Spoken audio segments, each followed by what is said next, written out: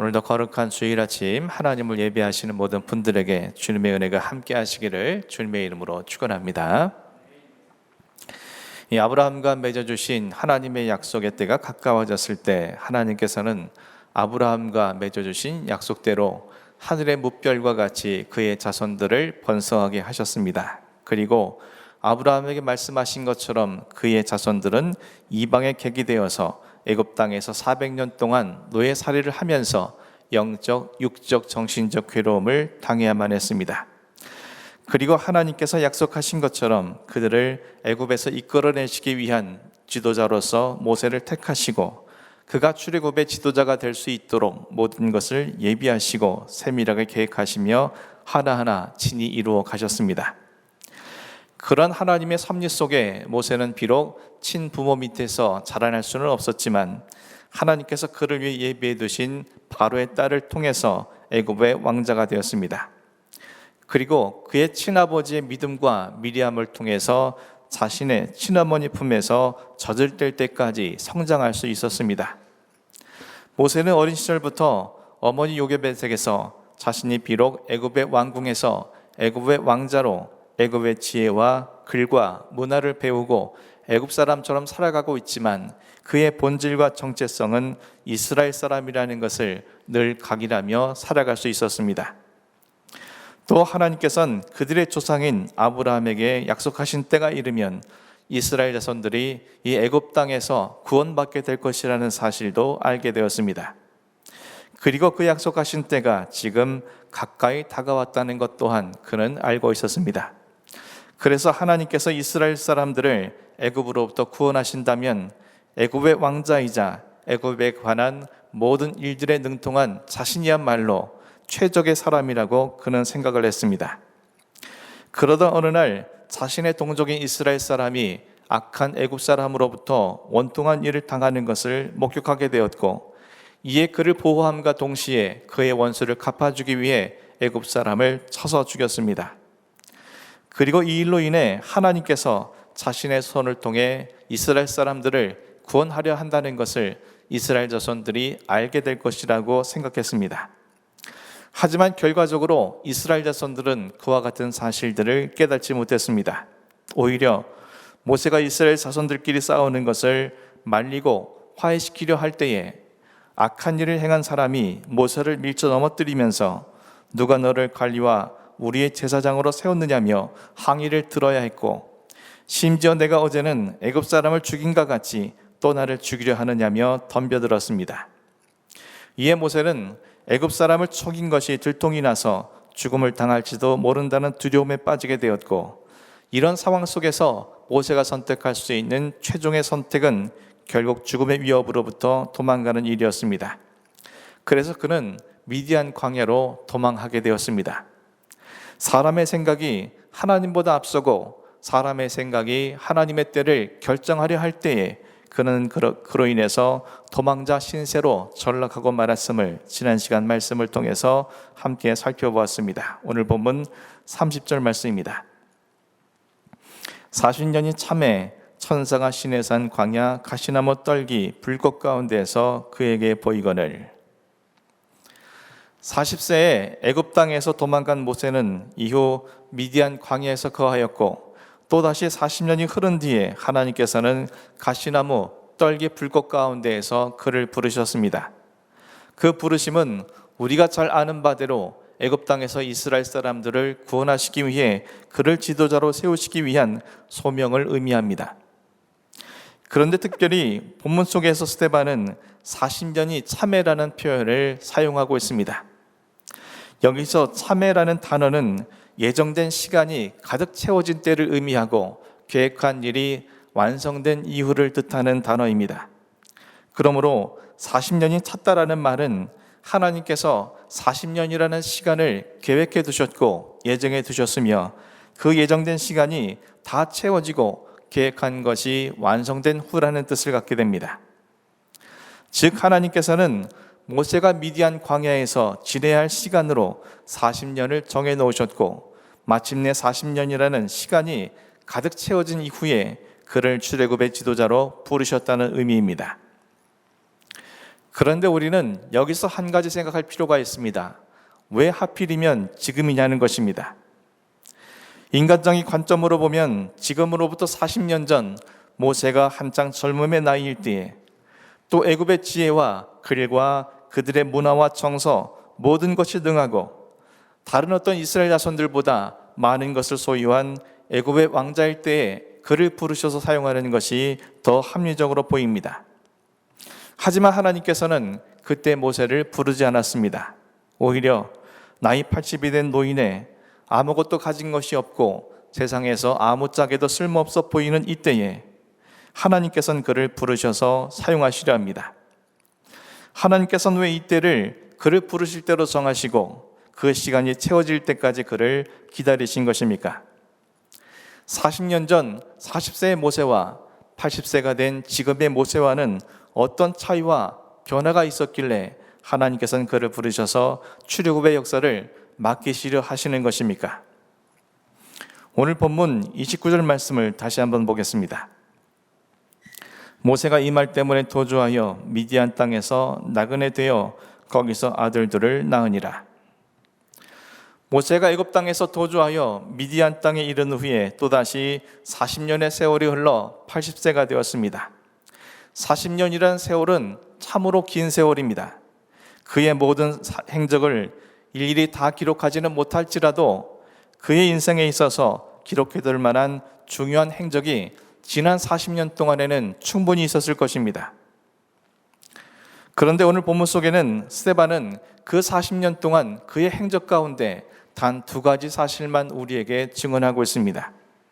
하나는 그가 미디안 땅에서 나그네가 되었다는 것과 또 하나는 그곳에서 아들 둘을 낳았다는 사실이었습니다. 애굽 왕궁에서 도망한 모세는 미디안 광야에서 나그네가 되었습니다. 남들이 다 부러워할 만한 모든 것을 다 갖추고 있던 왕자의 신분에서 하루아침에 아무것도 없는 삭막한 광야의 나그네로 전락해버린 것입니다. 그러나 이것은 단순히 갑자기 그의 신변에 처지가 뒤바뀌게 되었다는 사실만을 우리에게 전해주는 것은 아닙니다. 모세가 모든 것을 풍족하게 누리고 있었던 애굽의 왕궁에서는 전혀 알지 못했던 사실, 즉 인생이란 한낱 나그네 지나지 않는다는 사실을 모든 것이 사라진 미디안 광야에서야 비로소 알게 되었다는 것을 우리에게 전해주기 위한 내용입니다. 이러한 사실은 그가 미디안 광야에서 얻게 된 첫 번째 아들의 이름을 짓는 과정을 통해서도 확인할 수 있습니다. 출애굽기 18장 3절 말씀입니다. 그의 두 아들을 데리고 왔으니 그 하나의 이름은 게르솜이라. 이는 모세가 이르기를 내가 이방에서 나그네가 되었다 하며, 그는 자신의 첫 번째 아들의 이름을 게르솜이라고 지어주었습니다. 게르솜이라는 히브리어는 우리말로 나그네라는 뜻입니다.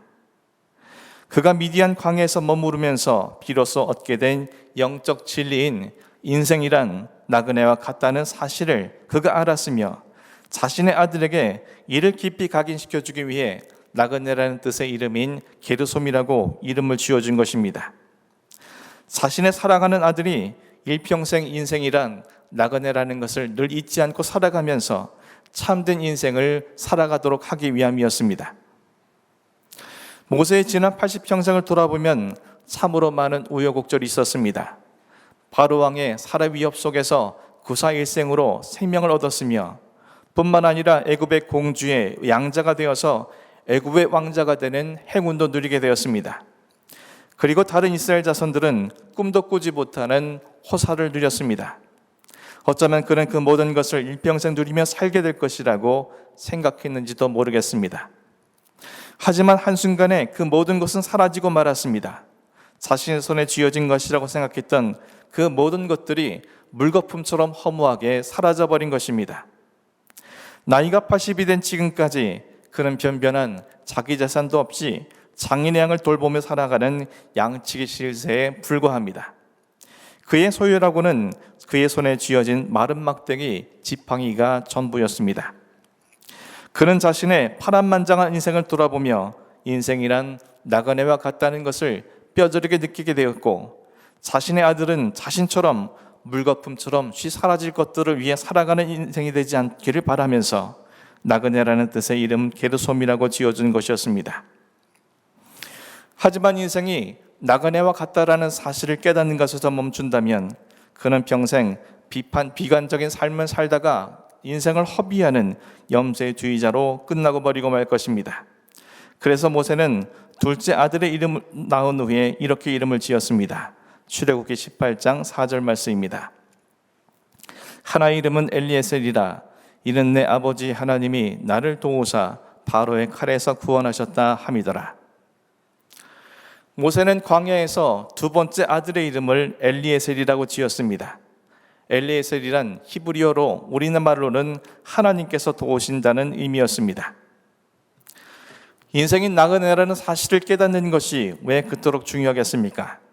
자기 자신이 나그네임을 아는 사람만 나그네와 같은 나를 도우시는 엘리에셀의 하나님을 구하게 될 것이며, 자기 자신이 나그네임을 아는 사람에게만 하나님의 도우심이 온전히 임할 수 있고, 자기 자신이 나그네임을 아는 사람을 통해서만 하나님께서는 당신의 역사를 이루어 가신다는 사실을 깨닫게 되기 때문입니다. 모세가 자신의 두 아들의 이름을 게르솜과 엘리에셀이라고 지은 것은 바로 이러한 자신의 깨달음을 자식들에게 전하여 주고자 한 것이며, 동시에 하나님께 드리는 자신의 신앙 고백이었던 것입니다. 사랑하는 성도 여러분, 우리 각자에게 하나님께서 예비하신 그때가, 그리고 그 기한이 언제이겠습니까? 내가 바라고 소망하는 것들이 이루어지고 내 문제가 해결되어지며 내 모든 어려움에서 벗어나는 그 예정하신 때가 언제겠습니까? 연약한 우리로서는 도저히 그 길을 알 수가 없습니다.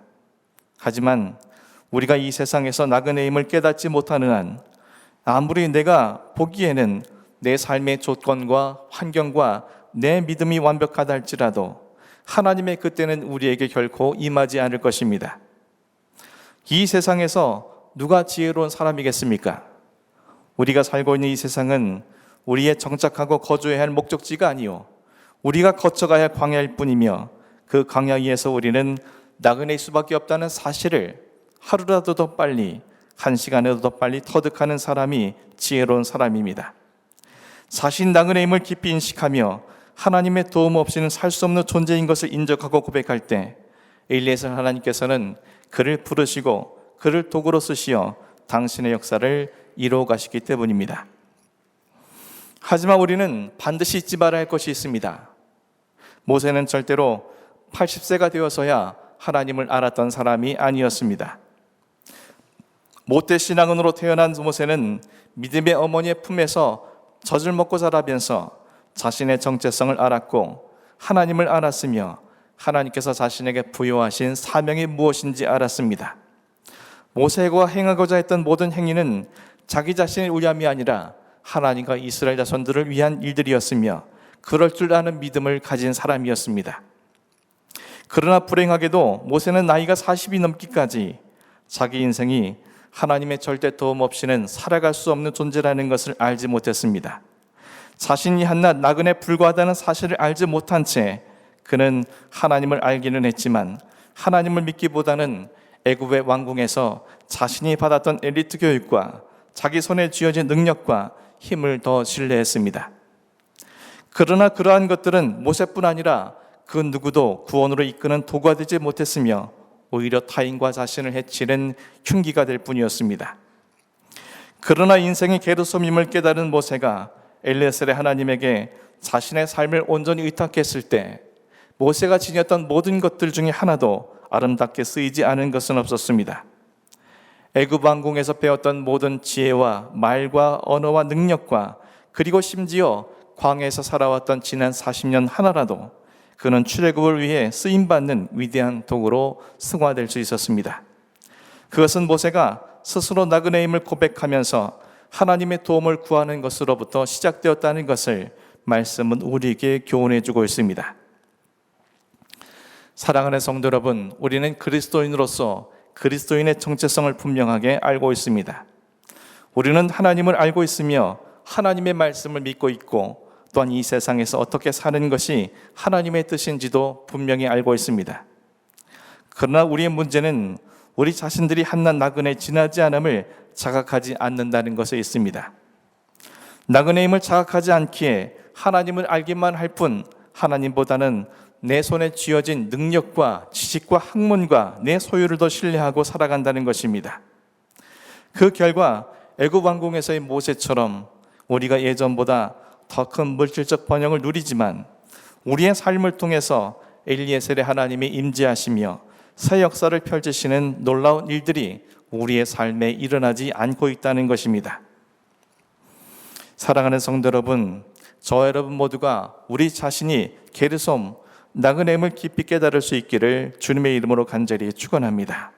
이 땅에서 아무리 우리가 구중궁궐과 같은 좋은 집에 살아도, 우리가 아무리 좋은 환경 속에서 많은 것을 소유하고 누리며 살아도, 우리가 아무리 이 땅에서 큰 능력을 지니고 다른 사람들보다 우월적 존재로 살아갈지라도 이 땅은 결코 우리가 영원히 거할 수도 목적지가 될 수도 없음을 가슴 깊이 인식할 수 있는 믿음이 있을 수 있기를 간절히 소원합니다.